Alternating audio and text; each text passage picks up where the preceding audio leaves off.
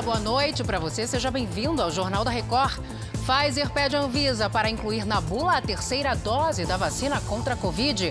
A Agência Nacional de Saúde autua a Prevent Senior por não informar pacientes sobre o tratamento. Palmeiras empata com o Atlético Mineiro e garante vaga na final da Libertadores. O Jornal da Record já está no ar.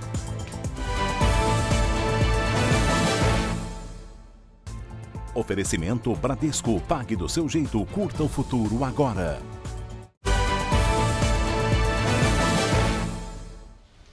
A capital paulista criou regras para limitar o barulho de obras da construção civil. Giovana Rizardo tem os detalhes para a gente. Giovana, boa noite para você. Como é que fica a partir de agora? Até quando? Quando essas regras começam a valer, Giovana? Vamos explicar, Salsi. Boa noite para você, boa noite a todos. As empresas vão ter 3 meses para se adaptar, tanto aos horários quanto ao limite de ruído. As regras foram publicadas nesta terça-feira no Diário Oficial da Prefeitura. E pelo decreto, ele prevê o seguinte, que de segunda a sexta-feira, das 7 da manhã até às 7 da noite, o limite de barulho é de 85 decibéis. Aí, das 7 da noite até às 7 da manhã, cai para 59 decibéis. Aos sábados, ainda tem um período com um pouco mais barulho autorizado, mas depois das 2 da tarde e também aos domingos e feriados, o ruído de obras só pode chegar a 59 decibéis.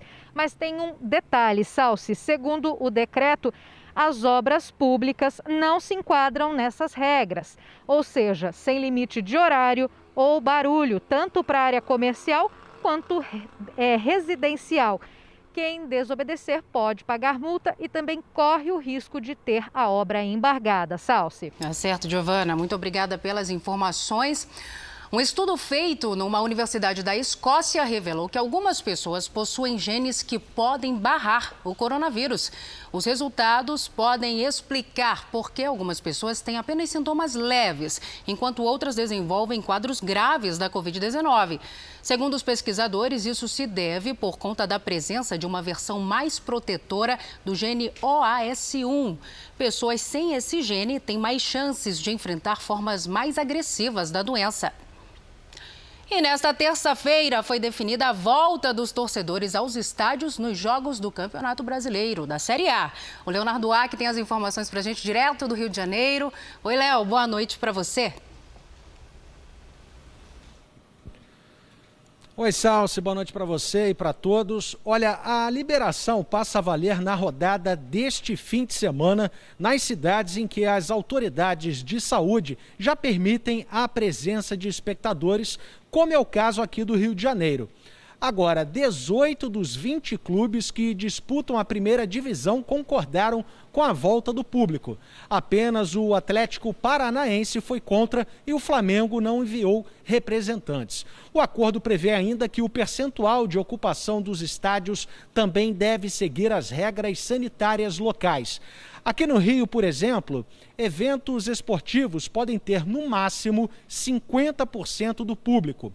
Agora, só podem entrar nos estádios os torcedores com o esquema completo de vacinação. Salsi. Muito importante isso. Obrigada, Leonardo, pelas suas informações. Na Inglaterra, uma pesquisa mostrou que 12% dos estudantes infectados pelo coronavírus tiveram sequelas após 4 semanas. O estudo contou com mais de 5.000 participantes, entre alunos e funcionários das escolas. Os estudantes relataram sintomas como fraqueza, cansaço e falta de ar. E cerca de 35% dos funcionários e professores também apresentaram sintomas depois do período. As escolas do país reabriram em março deste ano. E depois de 14 dias, Belo Horizonte deixou a zona de alerta na escala de risco de transmissão da Covid. A Virgínia Nalon está na capital mineira, traz as atualizações para a gente. O que muda agora, Virgínia? Boa noite, Salsi. Mudou o chamado índice RT, que não ficava abaixo de 1 desde o dia 14 deste mês. Nesta terça, o índice chegou a 0,99. Isso significa que 100 pessoas com Covid transmitem o vírus para 99. Esse indicador é usado pela Organização Mundial de Saúde para medir o avanço da Covid-19. E no caso de Belo Horizonte, indica queda de contaminação.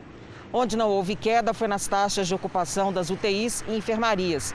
Estão em 42% e 33%, respectivamente. Salce. Obrigada, Virgínia, pelas informações. E olha, segundo o Ministério da Saúde, o Brasil tem mais de 21.381.000 casos de coronavírus e são mais de 595.000 mortos. Foram 793 registros de mortes em 24 horas. Também neste mesmo período, mais de 22.000 pessoas conseguiram se recuperar da doença. Então, no total, já são mais de 20.383.000 pacientes curados da Covid e mais de 403.000 seguem em acompanhamento médico. A farmacêutica Pfizer pediu à Anvisa mudanças na bula da vacina contra a Covid-19. A Nathalie Machado tem as informações para a gente em Brasília. Nathalie, boa noite para você. O que foi pedido exatamente, hein? Oi, Salsi, boa noite a todos. A Pfizer pediu que seja incluído na bula a necessidade da terceira dose do imunizante após 6 meses o paciente ter tomado a segunda dose. De acordo com a agência reguladora, a avaliação do pedido será feita em até 30 dias, desde que não sejam necessários esclarecimentos adicionais. O estudo clínico apresentado pela farmacêutica contou com a participação de voluntários brasileiros. A Pfizer é a vacina escolhida pelo Ministério da Saúde para dose reforço em idosos com 60 anos ou mais e também profissionais da saúde. Salce. Muito obrigada, Nathalie, pelas informações. Um estudo americano mostrou que os efeitos colaterais da terceira dose da vacina contra a Covid são parecidos com os da segunda dose. Mais de 22.000 pessoas participaram da pesquisa. Entre os efeitos mais comuns estão dor no local da injeção, cansaço e dor de cabeça. Mas 28% afirmaram não conseguir realizar as atividades diárias normais um dia depois de tomar o imunizante. Na semana passada, os Estados Unidos autorizaram a dose de reforço para idosos e pessoas com comorbidades. Em Porto Alegre, começa na quinta-feira a aplicação da terceira dose da vacina contra a Covid em profissionais da saúde. A Marcele Dutra tem as informações para a gente. Oi, Marcele, boa noite. Boa noite, Salsi. Os primeiros a serem imunizados serão funcionários de hospitais e serviços de saúde do município que tenham recebido a segunda dose até 20 de fevereiro. A aplicação vai acontecer nos próprios locais de trabalho com doses da Pfizer que sobraram nos postos. A abertura de novos públicos depende da chegada de mais imunizantes.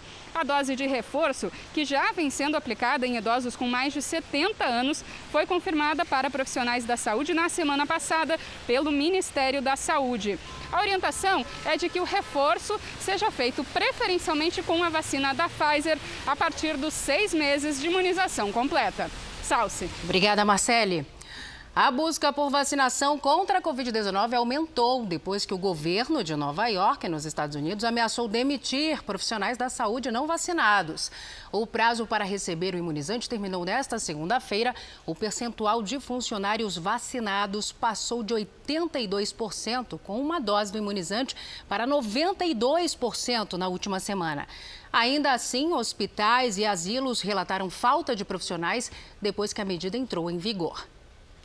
E Santa Catarina organiza um mutirão de vacinação contra a Covid-19 para o fim de semana. As informações agora com o repórter André Rode. Oi, André. Boa noite, Salsi. O objetivo é garantir que todas as pessoas que já estão aptas a receber a segunda dose concluam o esquema vacinal. Segundo um levantamento da Secretaria de Saúde, mais de 340 mil pessoas que tomaram a primeira dose não retornaram na data certa para tomar a segunda. Para garantir o sucesso do mutirão no sábado e no domingo, o governo agiliza a distribuição de vacinas da Pfizer, AstraZeneca e Coronavac para as 295 cidades do estado. Os municípios também devem aproveitar a ação do fim de semana para aplicar a dose de reforço em idosos com 70 anos ou mais. Voltamos com você, Salsi. Muito obrigada, André, pelas suas informações. E um decreto do governo de Pernambuco impede, na prática, que fiéis possam frequentar cerimônias religiosas. Isso porque serão exigidos comprovantes de vacinação ou testes de Covid na entrada, medida que não foi adotada para outras atividades. E as missas e cultos devem acontecer com restrições de horário e capacidade. O decreto publicado em edição extra do Diário Oficial é válido para todos os municípios do estado. De acordo com a nova regra, as celebrações religiosas com mais de 300 pessoas devem observar os limites de capacidade do ambiente e o número máximo de pessoas. Também deve ser exigida a apresentação de comprovantes do esquema vacinal completo ou resultados negativos de testes para a Covid-19. O decreto também limita o horário dos cultos e eventos das 5 à 1 da manhã e precisa ser regulamentado por portaria da Secretaria Estadual de Saúde. Em nota, a União Nacional das Igrejas e Pastores Evangélicos, Unigrejas, diz que a determinação que exige comprovação vacinal ou resultado negativo é inconstitucional e que, para possibilitar um número menor de pessoas por culto, os horários não poderiam ser restringidos. A instituição classifica a medida como contraditória e opressora, tanto ao cidadão religioso quanto às organizações religiosas. Especialistas ouvidos pelo Jornal da Record consideram o decreto do Estado de Pernambuco inconstitucional. Ao meu entender, neste momento, uma regra que venha apenas a limitar o acesso aos cultos religiosos, ela estaria ferindo não só a ética, a moral, mas a legalidade, porque estaria batendo de frente com a nossa lei maior chamada Constituição Federal. Eventual restrição teria que ser fundamentada na necessidade, durante um certo tempo e com fundamento em lei e não em decreto. Com isso, as pessoas acabam tendo uma violação à sua liberdade de culto. Por quê? Porque nem todos se vacinaram. Não há vacina para todos, o cronograma de vacinação não alcançou a todos. Um documento divulgado pela Organização Mundial da Saúde nesta terça-feira reconheceu que 21 funcionários do órgão foram acusados de abusos sexuais. Uma comissão interna investigou as denúncias por cerca de um ano. Os casos aconteceram durante uma missão contra o surto de ebola no Congo entre 2018 e 2020. O documento aponta que ao menos 63 mulheres e adolescentes foram vítimas de crimes sexuais. Agora, mais novidades sobre a vacinação, desta vez na capital do Paraná. Curitiba começa a vacinar adolescentes sem comorbidades no próximo sábado. A Beatriz Frener tem os detalhes para a gente. Beatriz. Boa noite, Salsi, para você e para todos. A vacinação dos adolescentes sem comorbidades vale para aqueles nascidos no ano de 2004 e 2005. A estimativa é que aqui em Curitiba, 40 mil adolescentes sejam vacinados. No próximo sábado, serão 33 pontos de imunização espalhados pela capital, atendendo das 8 horas da manhã até as 5 da tarde. Uma recomendação é para que esse público faça o cadastro no aplicativo Saúde Já, para agilizar esse processo todo. A vacinação dessa faixa etária, ela só vai ser possível porque nos próximos dias o governo do Paraná deve receber em torno de 17.600 doses da Pfizer. Salsi. Obrigada, Beatriz.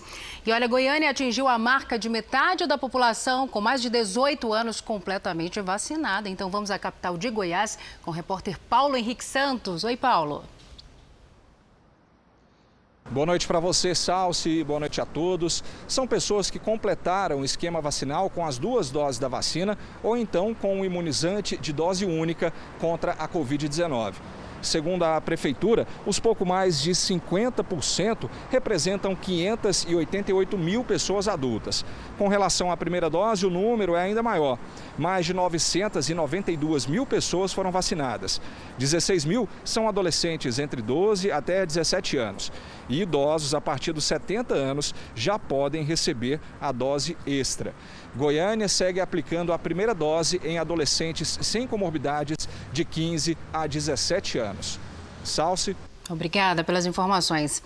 O governo do Uruguai reduziu impostos e preços de suprimentos para comerciantes que trabalham na fronteira com o Brasil e a Argentina. As medidas incluem descontos nas tarifas de energia, internet, água e telefone. No Uruguai, é comum que os moradores atravessem a fronteira para fazer compras. O Brasil já aceita a entrada de uruguaios, enquanto a Argentina vai abrir as fronteiras nesta sexta-feira.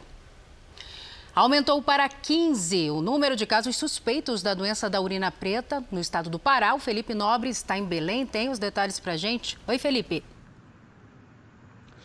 Boa noite, Salsi. A Secretaria de Saúde do Estado analisa e monitora os casos suspeitos em 6 municípios. São 2 casos em Belém, 7 em Santarém, 3 em Juruti, 1 em Trairão, 1 caso em Castanhal e outro em Almeirim.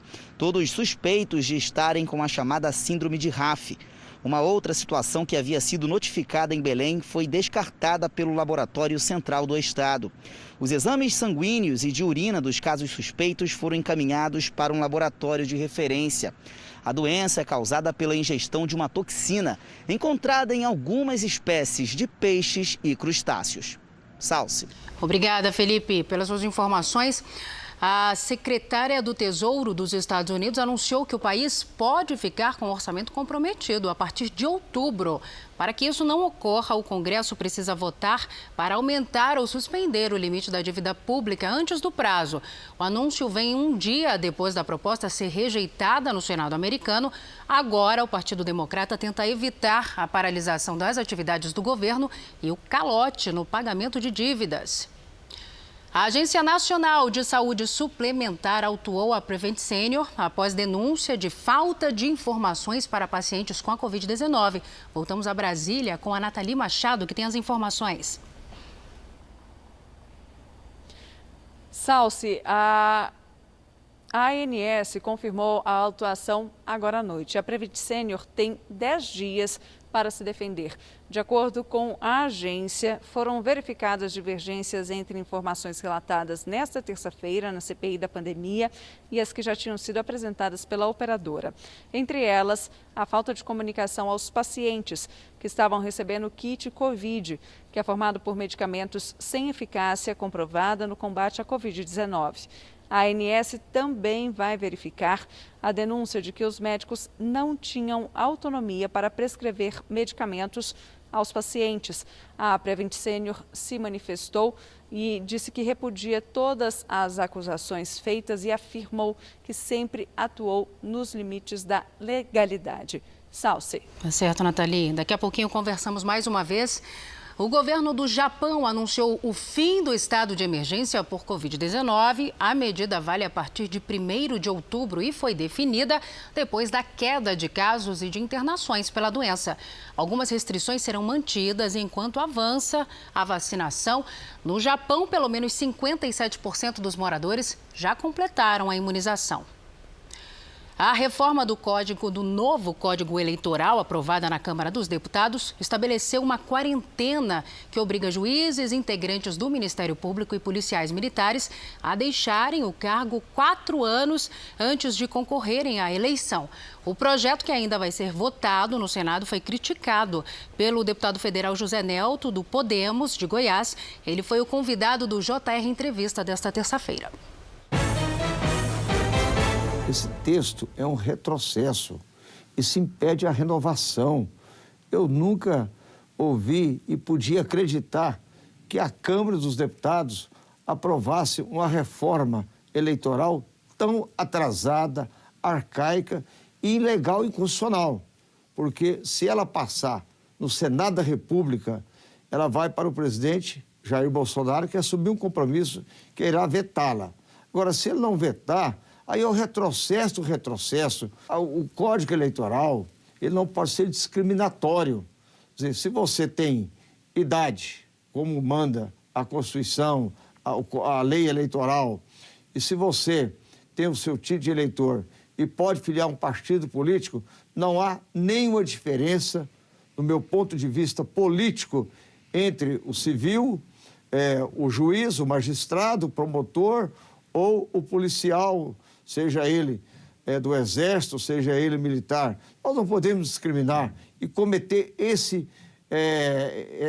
excrescência na política brasileira. Qual é a posição do senhor e do partido, do Podemos, em relação ao projeto que fala sobre a prorrogação da desoneração da folha de pagamento, né? Porque essa medida atinge empresas de 17 setores da economia, emprega milhares e milhares de trabalhadores. A gente já tem uma crise de desemprego com quase 15 milhões de pessoas sem postos de trabalho, sem carteira assinada. Como é que o senhor vê a questão da desoneração da folha? E a desoneração, ela é importante para a retomada da nossa economia, porque a folha de pagamento do Brasil, ela é sobretaxada, é muito imposto na folha de pagamento. Com isto, esse projeto tem como relator o deputado Efraim, que vai agora para a CCJ, e nós vamos fazer todo o esforço para aprovar esta matéria e dar um alívio à carga tributária, que é muito pesada para os empresários brasileiros. O estado americano da Flórida entrou com uma ação contra a administração do presidente Joe Biden nesta terça-feira. O governador da Flórida, Ron DeSantis, processou o Biden por incompetência ao não evitar a entrada ilegal de imigrantes pelo México. Ele acusa o governo federal de afrouxar as medidas de segurança na fronteira e conceder asilos políticos ilegítimos. DeSantis também assinou uma ordem executiva para endurecer as políticas migratórias da Flórida. E depois do aumento de crimes com o Pix, o Banco Central aprovou nesta terça-feira novas medidas de segurança. A gente volta a conversar com a Nathalie Machado. Nathalie, a partir de quando essas medidas passam a valer? Salsi, essas novas medidas passam a valer a partir do dia 16 de novembro. Uma das regras prevê o bloqueio do valor da transferência por até 72 horas em caso de suspeita de fraude. Os bancos também ficam obrigados a fazer a notificação de infração, uma espécie de aviso às outras instituições quando houver suspeita. O Banco Central informou que as regras incentivam as instituições a aprimorarem os mecanismos de segurança. E na semana passada, o Banco Central também limitou o limite de R$1.000 para transferência noturna. Salsi. Muito obrigada, minha querida, pelas suas informações. E a instabilidade econômica nas bolsas de todo o mundo impactou diretamente no desempenho do mercado financeiro. Aqui no Brasil, nesta terça-feira, o dólar encerrou o dia em alta de 0,88%, cotado a R$ 5,42. Já a Bolsa de Valores de São Paulo despencou mais de 3%, fechando ali no patamar dos 110 mil pontos. E um estudo feito no Reino Unido revelou que crianças que comem 5 ou mais porções de frutas e vegetais por dia apresentam um melhor quadro de saúde mental. Quem traz os detalhes para a gente é a correspondente Ana Paula Gomes. A pesquisa inédita acendeu um alerta entre os britânicos, já que o sistema de saúde do país divulgou números alarmantes. Em apenas 3 meses, cerca de 200 mil jovens com problemas psicológicos foram atendidos em hospitais do país, quase o dobro do registrado no período pré-pandemia. O estudo sobre alimentação adequada foi feito com 9 mil crianças de 50 escolas do Reino Unido. De Lisboa, Ana Paula Gomes. No Afeganistão, a Universidade de Cabul anunciou nesta terça que mulheres não poderão estudar na instituição. De acordo com o reitor, que foi escolhido pelo Talibã, professoras também deixarão o corpo docente. A medida contraria o discurso inclusivo apresentado quando o grupo fundamentalista reassumiu o poder e se aproxima do governo que comandou o Afeganistão há mais de 20 anos.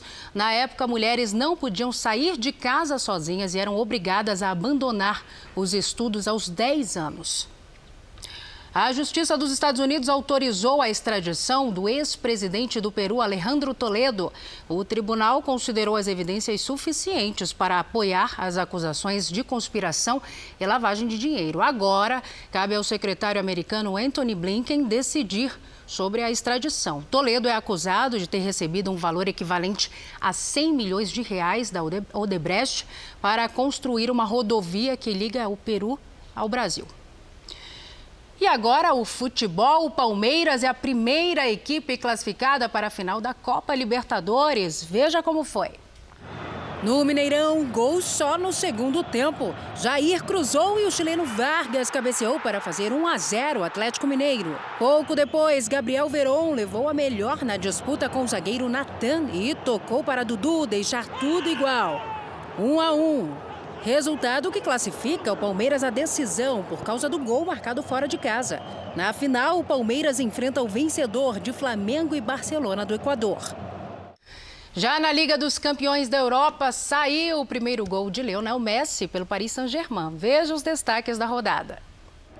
Em Paris, Neymar teve a chance de marcar primeiro, mas vacilou no arremate. O senegalês Gueye pegou a sobra e encheu o pé. 1-0 PSG. O Manchester City só não empatou porque a trave salvou os franceses 2 vezes, na mesma jogada. No segundo tempo, Messi tabelou com Mbappé e chutou no ângulo, sem chances para o goleiro brasileiro Ederson. PSG 2, Manchester City 0. O Liverpool, dono de 6 títulos da Liga, deu show e goleou o Porto em Portugal por 5-1.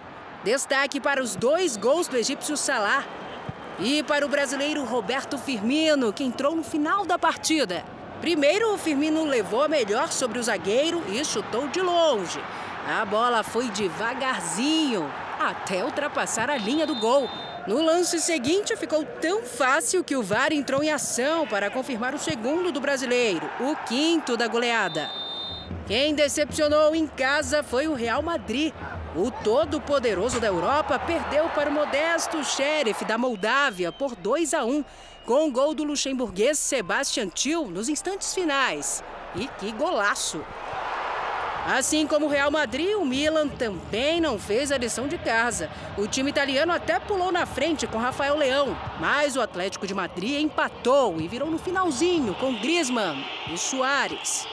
A rodada não estava fácil para os times mandantes. O Leipzig saiu na frente do Bruges na Alemanha, mas acabou sofrendo a virada dos belgas.